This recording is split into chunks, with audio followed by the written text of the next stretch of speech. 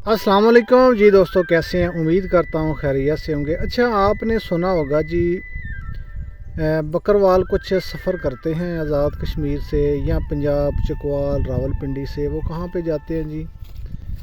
ये स्वात कागान और आगे देवसाई।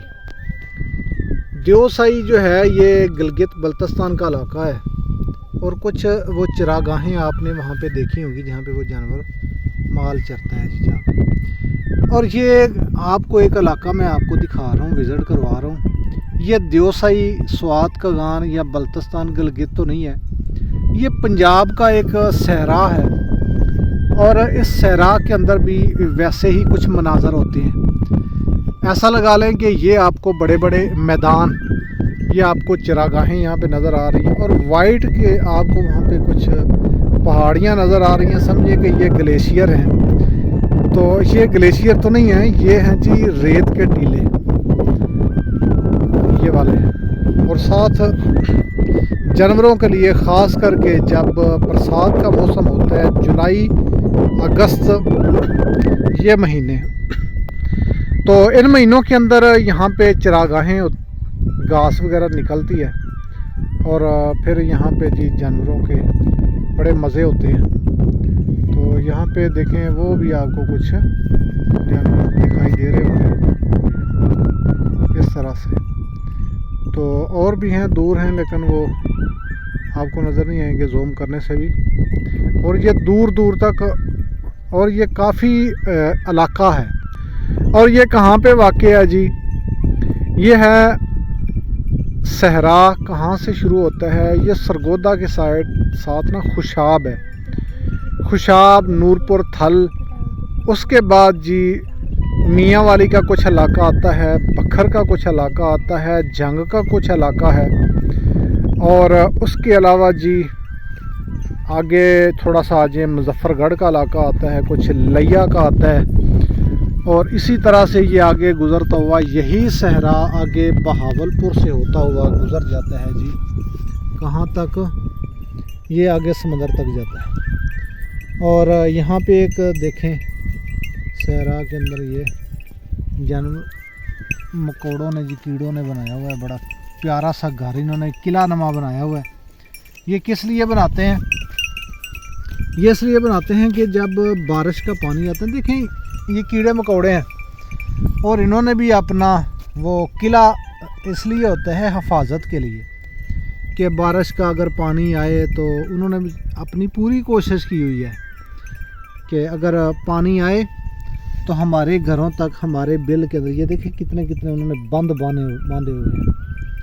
और ये उनकी वर्किंग जारी है। ये दरमियान में उनकी ये बिल बनी हुई है और इसकी साइडों के ऊपर ये इन्होंने अपना बंद बनाया हुआ है जी, पानी ना आए।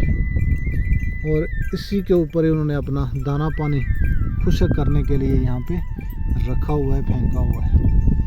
तो यहाँ पे सहरा के अंदर काफ़ी ऐसी चीज़ें होती हैं। और यहाँ पे जी बकरियाँ चर रही हैं, ऊपर हैं जी बादल। और मौसम आज अगस्त एंड होने वाला है और अगस्त के अंदर ही माशाल्लाह काफ़ी सर्द मौसम हुआ। टेम्परेचर बहुत डाउन है यहाँ पे, सर्द मौसम बना हुआ है। तो इस सर्दी के मौसम, गर्मी के मौसम में सर्दी इन इलाकों के अंदर ये एक अल्लाह की ख़ास नेमत होती है। और जी बादल आज भी हैं। रात को बारिश हुई थी, कल भी हुई थी, उससे पहले दिन भी हुई थी बारिश। लगातार 4 दिन से हुई है, कुछ वक्फा होता है और उसके बाद आगे शुरू हो जाता है। यहाँ पे जी वाइट कलर की आपको रेत नज़र आ रही है।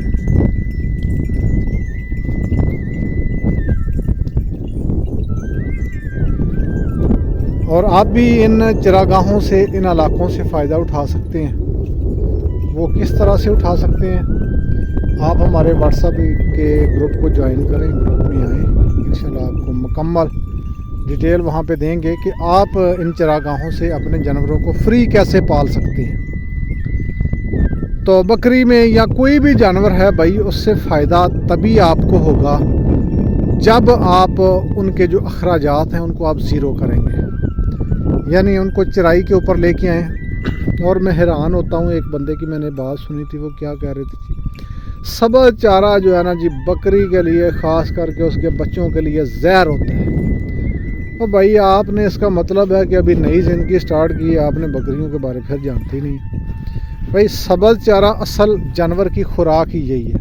ये TMR, ये दूसरा, ये सारा कुछ ये मसनूई चीज़ें हैं। जिस तरह ये आम बंदे कोल्ड ड्रिंक पे लग जाते हैं जी, उसके बाद डबा रोटियां खाना शुरू कर देते हैं। तो असल जो इंसान की खुराक है वो इसकी गोश्त, सब्ज़ियां, गंदम, चावल, ये इसकी मेन खुराकें हैं। तो अगर उसको छोड़ दे और फिर देख लें उन लोगों का क्या हाल होता है जो कोल्ड ड्रिंक पे आ जाते हैं, जो पेप्सियों पे आ जाते हैं, जो अपनी असल नेचुरल चीज़ों को छोड़ देते हैं और मसनूई पे आ जाते हैं। तो भाई मैं तो आपको यही कहूँगा, ये TMR, ये वनडे, ये बकरी की खुराक नहीं है, वो सिर्फ बकरी का जायका है। बकरों को आप दे सकते हैं, जो बकरे आपने पाले उनको आप दें। दूध वाली जो बकरियां हैं जिनको आपने साला साल रखना है, उनके लिए ये चीज़ें नुकसानदेह होती हैं। अपनी बकरी को नेचुरल जो उसकी खुराक है, जो उसका तरीक़ाकार है, उसकी तरफ लेके आएँ और लाखों कमाएँ। ये बकरियां अल्हम्दुलिल्लाह ये बहुत मुनाफा बख्श चीज़ है और सुन्नत नबवी है। और मैं अल्लाह पाक के नबी करीम सल्लल्लाहु अलैहि वसल्लम की हदीस की रूह से मैं आपको बता रहा हूँ। और मैं ये चैलेंज के साथ कह रहा हूँ कि जो बंदा बकरी पालता है 100% उसको मुनाफा है, 1% भी इसके अंदर लॉस नहीं है। बकरी पालना सवाब है और उसके अलावा बिज़नेस है, और इस बिज़नेस से आप अच्छा फ़ायदा उठा सकते हैं।